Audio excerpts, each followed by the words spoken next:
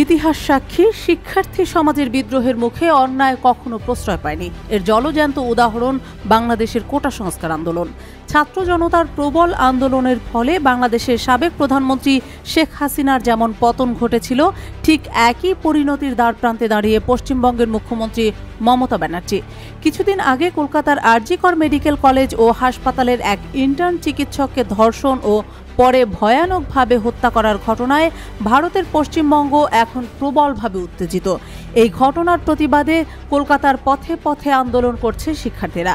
এদিকে মমতা ব্যানার্জির একের পর এক অপ্রীতিকর মন্তব্য এবং এই ধর্ষণ কাণ্ডের বিচার নিয়ে খামখেয়ালি আচরণ আরও খেপিয়ে তুলেছে শিক্ষার্থীদের। এর পরিপ্রেক্ষিতে আরেক রাজনৈতিক দল বিজেপি মমতার পদত্যাগের দাবি তুলেছে। আরজিকর মেডিকেলের কর্তব্যরত ওই তরুণী চিকিৎসকের হত্যার ঘটনায় দ্রুত বিচার না হওয়ায় মমতা ব্যানার্জির নেতৃত্বাধীন পশ্চিমবঙ্গ সরকারের তীব্র সমালোচনা করেছেন বিজেপি নেতা ও দলটির জাতীয় মুখপাত্র শেহজাদ পুনাওয়ালা।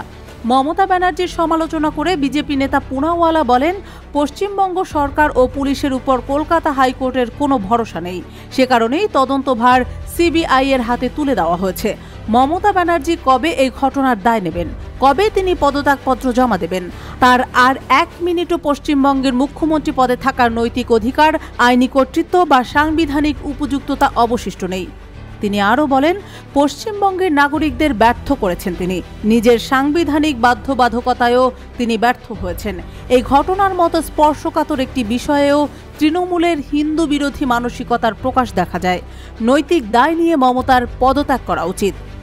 ধর্ষণ কাণ্ডের পর চলমান আন্দোলন ও কর্মসূচি নিয়ে ভারতের কেন্দ্রীয় মন্ত্রী সুকান্ত মজুমদার বলেছেন, মমতা ব্যানার্জি নিজে মুখ্যমন্ত্রী, স্বরাষ্ট্রমন্ত্রী ও স্বাস্থ্যমন্ত্রী, তাহলে কার বিরুদ্ধে তিনি প্রতিবাদ মিছিল করলেন? তিনি বিজেপিকে থামানোর চেষ্টা করছেন। আমরা তাকে আশ্বস্ত করতে চাই যে এই আন্দোলন থামবে না এবং আমরা আমাদের প্রতিবাদ চালিয়ে যাব। উল্লেখ্য, গত ৯ আগস্ট কলকাতার আরজিকর মেডিকেল কলেজের সেমিনার হলের ভেতর থেকে এক জুনিয়র চিকিৎসকের লাশ উদ্ধার হয়। তাকে মর্মান্তিকভাবে ধর্ষণ ও পরে হত্যা করা হয়। এ ঘটনায় বিচার চেয়ে দেশব্যাপী ধর্মঘট ডেকেছে ভারতের ডাক্তারদের বৃহত্তম সংগঠন ইন্ডিয়ান মেডিকেল অ্যাসোসিয়েশন।